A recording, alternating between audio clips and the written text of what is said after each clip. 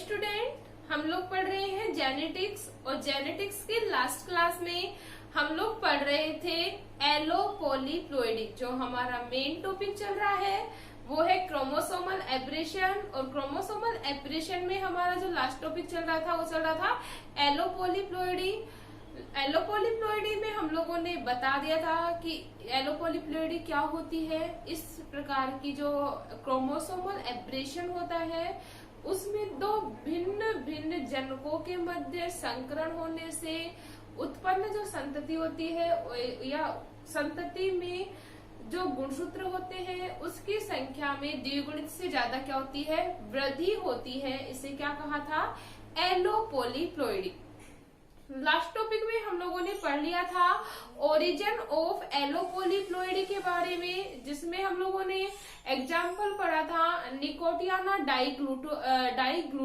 डाइग्लूटा का। ठीक है, और अब हम पढ़ेंगे सिग्निफिकेंस ऑफ एलोपोलीप्लोइडी, या हम पहले पढ़ लेते हैं कैरेक्टरिस्टिक्स ऑफ द एलोपोलीप्लोइडी। तो अपना जो टॉपिक है वो है कैरेक्टरिस्टिक्स ऑफ द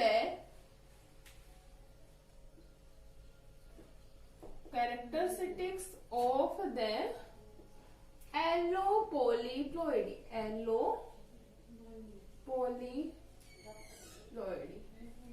या हम लोग बोल सकते हैं पर बहुगुणितता की विशेषताएं।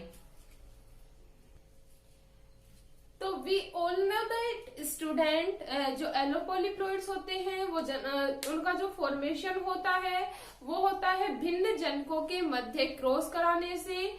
तो सबसे इम्पोर्टेंट जो कैरेक्टरिस्टिक्स होगी वो यह होगी कि जो इससे बनने वाली जो संतति होंगी वो बंध्य प्रकृति की होंगी। कैसी प्रकृति की होंगी, बंध्य प्रकृति की होंगी।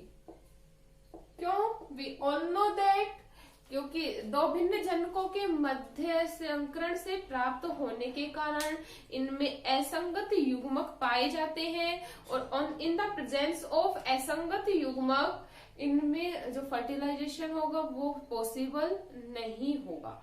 इतना क्लियर है। सेकंड, अगर हम बात करें जो एलोपोलीप्लोइड्स होते हैं उनका हम लोग जो कृत्रिम रूप से भी इनको प्रेरित करके उत्पन्न किया जा सकता है, और जो मेन जो है हम लोग जिसे कृत्रिम रूप से उत्पन्न कर सकते हैं वो मेन अभिकर्मक होता है कौन, कोलचिसिन। किसके द्वारा, कोलचिसिन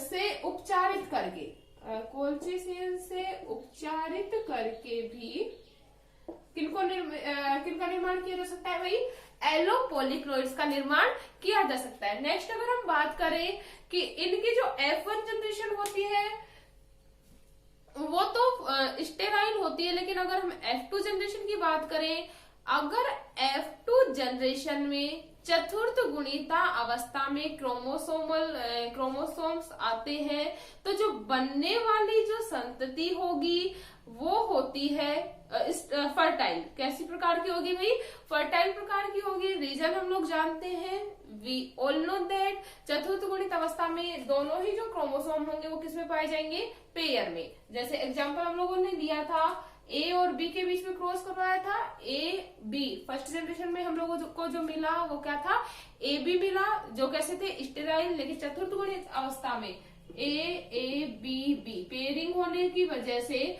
जो F2 जनरेशन मिलेगी वो हमें कैसी मिलेगी भाई, फर्टाइल। क्लियर है। तो हम लोग बोल सकते हैं कि जो F2 जनरेशन मिलेगी इनसे वो कैसी होगी, फर्टाइल होगी।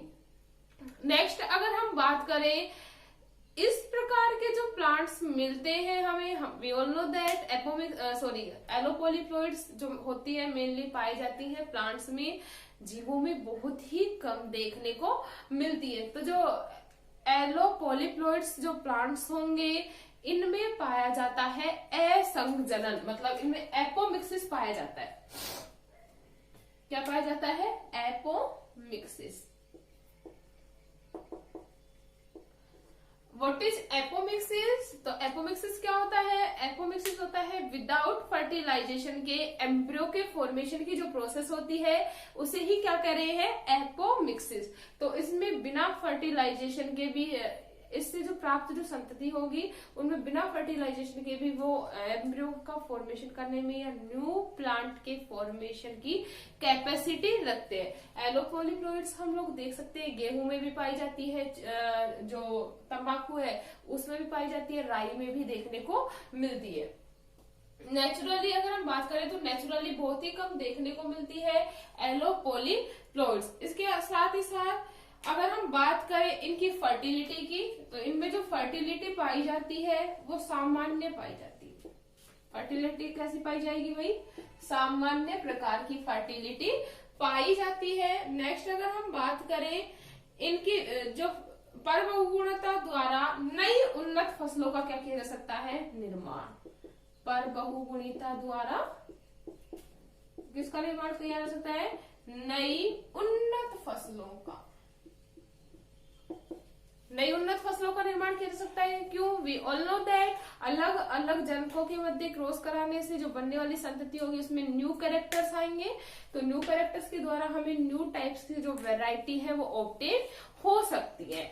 इतना क्लियर है। नेक्स्ट अगर हम बात करें इनके द्वारा सीडलेस फ्रूट्स का भी फॉर्मेशन किया जा सकता है। सीडलेस फ्रूट्स का मतलब बीज रहित फलों का भी क्या किया जा सकता है? निर्माण किया जा सकता है। मतलब इनसे बनने वाली जो फसल होंगी उनमें क्या हो सकते हैं? वो बीज रहित।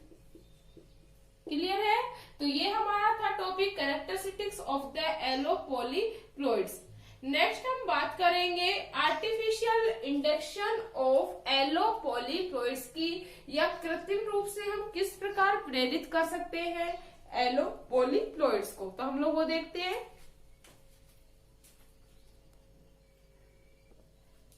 तो टॉपिक अपना आर्टिफिशियली इंडक्शन ऑफ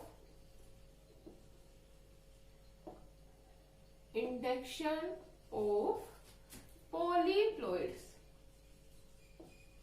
या हम लोग बोल सकते हैं कृत्रिम रूप से बहुगुणिता का प्रेरण।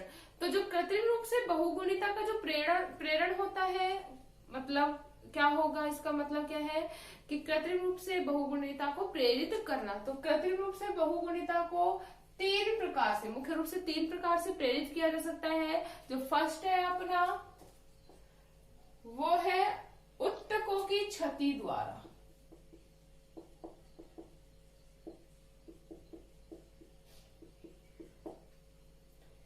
सॉरी। सेकंड अगर हम बात करें तो वो है विकिरणों द्वारा।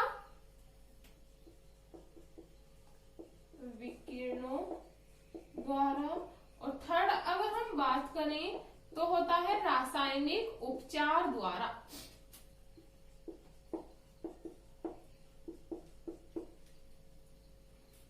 किस आर्टिफिशियली कितने प्रकार से इंड्यूस किया जा सकता है पॉलीप्लॉइड्स को?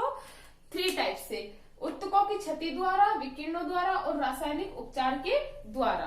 तो हम बात करते हैं फर्स्टली उत्तकों की क्षति द्वारा। जैसा कि नाम है, बेसिकली उत्तकों की क्षति करके, मतलब उत्तकों में जब डैमेज हो जाते हैं टिश्यूज, उनके द्वारा उस प्लांट को सेपरेट करके या उस पार्ट को सेपरेट करके उसके कैलस के निर्माण के द्वारा या कैलस फॉर्मेशन के द्वारा न्यू प्लांट का या न्यू पॉलीप्लॉइड्स का क्या किया जा सकता है? फॉर्मेशन किया जा सकता है। वापस देखना क्या हो रहा है उत्तकों की क्षति के द्वारा।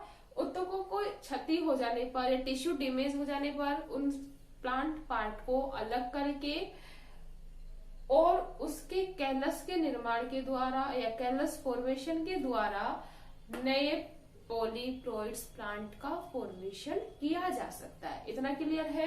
नेक्स्ट हम बात करते हैं विकिरणों के द्वारा।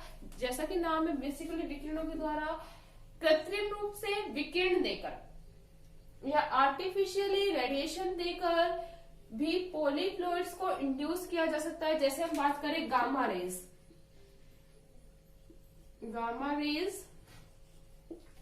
यूवी रेज आदि प्लांट्स को देकर और या फिर इनसे उपचारित करके पॉलीप्लॉइड्स का क्या किया जा सकता है? फॉर्मेशन किया जा सकता है। इतना क्लियर है। नेक्स्ट अगर हम बात करें रासायनिक उपचार द्वारा, तो हम लोगों को पता है पॉलीप्लॉइड्स की बहुत बार इम्पोर्टेंस भी देखने को मिलती है, जैसे कि सीडलेस फ्रूट्स के फॉर्मेशन में, विदाउट फर्टिलाइजेशन के प्लांट्स फॉर्मेशन में, या वेजिटेटिव पार्ट्स के द्वारा प्लांट फॉर्मेशन में।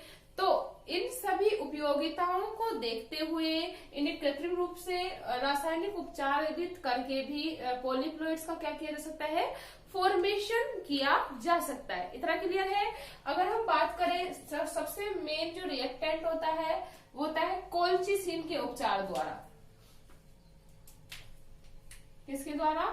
कोल्चिसिन के उपचार के द्वारा, रासायनिक कोल्चिसिन के द्वारा रासायनिक उपचारित करके पॉलीप्लॉइड्स को प्रेरित किया जा सकता है। इसके साथ ही साथ क्लोरोफॉर्म, नेक्स्ट अगर हम बात करें क्लोरोहाइड्रेट आदि रसायनों द्वारा भी पादपों को उपचारित करके पॉलीप्लॉइड्स का फॉर्मेशन किया जा सकता है। तो ये अपना टॉपिक था आर्टिफिशियली इंडक्शन ऑफ पॉलीप्लॉइड्स। क्लियर है?